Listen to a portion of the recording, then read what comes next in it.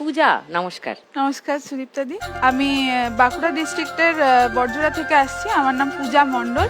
আমি সববাহী গাড়ি চালাই।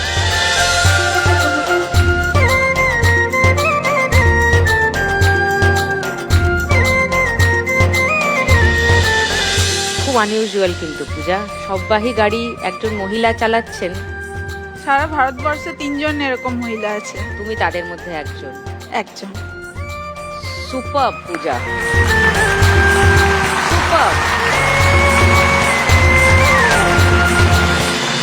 খেলা শুরু করবার আগে পূজার কিছু কাজের ভিডিও আগে সবাইকে দেখাই। পূজা যে গাড়ি চালায়,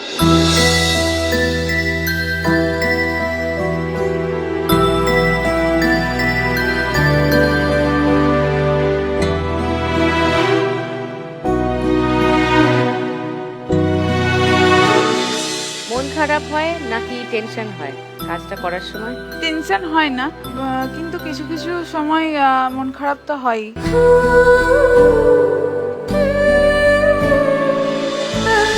যখন দেখি যে তাদের আত্মীয়রা ভীষণ রকম কান্নাকাটি করছে, বা গাড়িতে যখন নিয়ে যাই তখন তাদের পরিবারের লোকজনও তো গাড়িতে থাকে, তো রাস্তায় যাওয়ার সময়ও তারা কান্নাকাটি করেন, তো সেক্ষেত্রে একটু মন খারাপ লাগে। এরকম একটা কাজ বাঁচলে কেন পূজা? প্রথমত বলি যে Barjora block blood donors association, এই সংস্থার সহ সম্পাদক আমি। এবং এই সংস্থার সাথে যুক্ত হই আমি 2018 সালে। তার আগে আমি এই সংস্থারই সম্পাদক শ্রী কাঞ্চন বিদ মহাশয়, আমার স্যার, এই অর্গানাইজেশনের সেক্রেটারি উনি, তো ওনার কাছে আমি অঙ্কের টিউশন পড়তাম।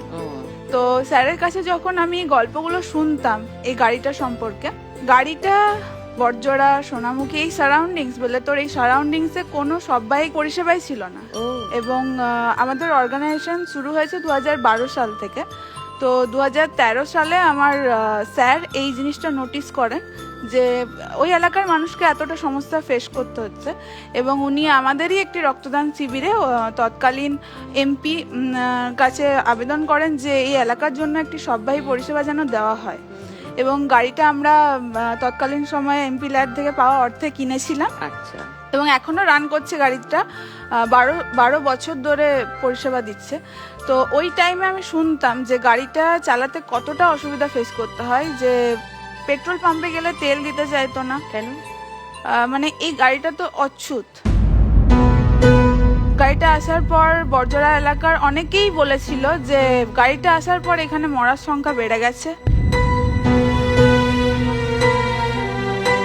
আমি যে ট্রিপটা চালাই সেই টাকাটা পুরোপুরি এই গাড়িটার মেইনটেনেন্স চার্জের জন্য থাকে। সুপার পূজা, সুপার। তুমি যদি আজকে 1 লাখ টাকা পাও পূজা, এখানে জিতে কি করবে?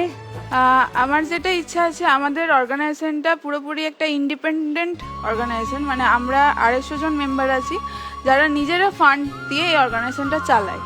তো আমার ইচ্ছা আছে প্রথমত কিছুটা টাকা এই অর্গানাইজেশনে দেওয়া, এবং বাকি টাকাটা আমার ইচ্ছা আছে যে নিজের একটা স্কুটি কেনা। মানে আমি বাইক চালাই, 4 হুইলার চালাই, কিন্তু সবটাই অন্যের গাড়ি, আমার নিজের কোনো গাড়ি নেই। তো আমার ইচ্ছা আছে যে একটা স্কুটি কেনার, যাতে করে আমার এই সমস্ত কাজ করতেও সুবিধা হবে, যাতায়াতের সুবিধা হয়ে যাবে।